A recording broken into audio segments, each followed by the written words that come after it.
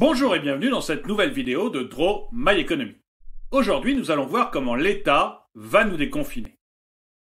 Tout le monde craque. On entend parler de rassemblements illégaux, de dîners clandestins auxquels apparaissent des ministres. Bref, plus personne ne veut de ce confinement. Et le président Emmanuel Macron l'a bien compris.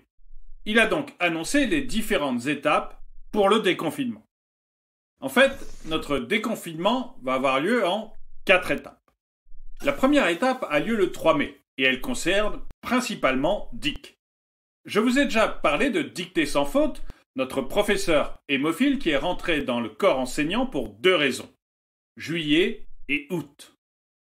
Lui est directement impacté par la réouverture des collèges et des lycées, avec des demi-jauges à partir de la 4e. Et Dick, il le regrette un peu, cette ouverture des collèges et des lycées. Il avait bien pris goût à être chez lui. D'ailleurs, il plaçait un temps fou à emmerder tout le monde sur les réseaux sociaux. Eh oui, même le prof y troll.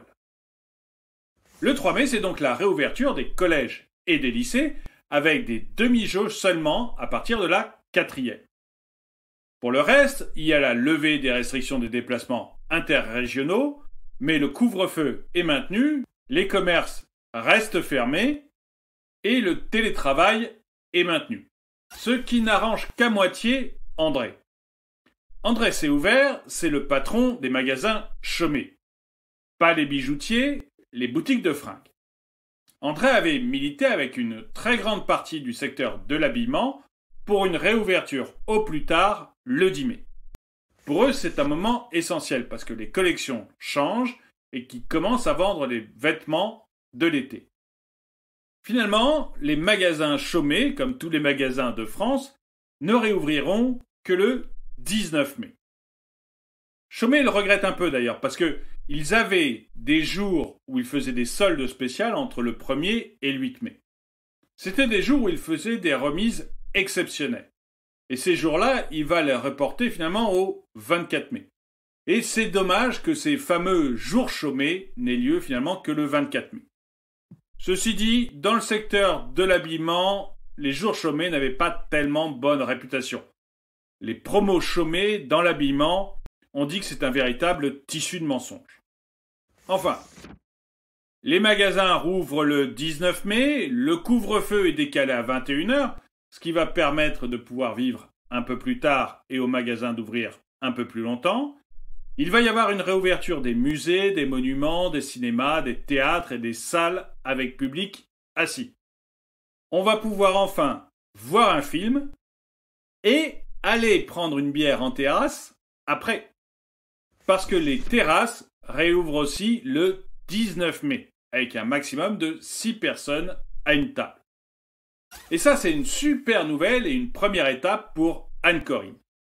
Anne-Corinne Petitgoutte a racheté, il y a peu de temps, le bar de son patron, Lenny. Lenny Bar, c'est un bar plutôt sympa qui faisait aussi un peu de restauration. La partie restauration, Anne-Corinne pense la reprendre le 9 juin. Parce que le 9 juin, c'est la réouverture complète des cafés et des restos, avec des tables de 6 personnes maximum. Et à Lenny Bar, on a une tradition de buffet à violenté à l'intérieur. Le buffet à violenté, c'est un peu comme le buffet à volonté. Mais c'est à base de marrons, de châtaignes et de pêche. Et c'est un truc qui marche surtout bien le soir, un peu tard, quand les gens ont déjà pris 4-5 bières. Et coup de chance pour Anne-Corinne, le couvre-feu va être décalé à 23h le 9 juin. On aura donc tout le temps de discuter dans les bars.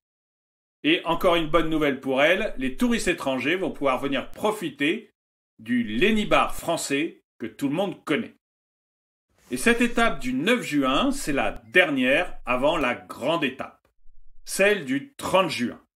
Le 30 juin, c'est la fin du couvre-feu, la possibilité de participer à des événements de plus de 1000 personnes en extérieur et en intérieur, la fin des limites de jauge, bref, la liberté retrouvée.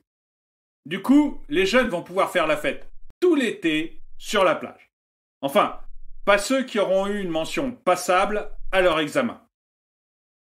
Mais ce calendrier va-t-il être respecté? Personnellement, j'en doute, parce que jusqu'ici, on n'a jamais pu prévoir à 3 semaines près le déroulement du Covid-19. Alors, prévoir un calendrier sur plus de 2 mois, ça me paraît très difficile. Et pour tout dire, je pense que c'est étroitement lié aux prochaines élections. On va voter au départemental et au régional fin juin, le 20 et le 27 juin 2021.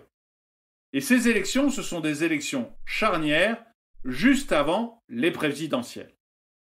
Et personnellement, je dirais que ce n'est pas parce que l'on va voter à des élections charnières qu'il faut nous prendre pour des gonds. Et vous, qu'en pensez-vous? Croyez-vous que ce calendrier de déconfinement va être respecté? Ou pensez-vous que c'est juste des espoirs que nous met le président, à qui tout le monde finalement a demandé un calendrier? Dites-le moi dans les commentaires. Et le proverbe du jour que l'on attribue au président Jacques Chirac. Les promesses n'engagent que ceux qui y croient. Merci d'avoir regardé cette vidéo, mettez-lui un pouce vers le haut, commentez-la, partagez-la. Merci à tous ceux qui m'aident sur Tipeee, et je vous dis à très bientôt.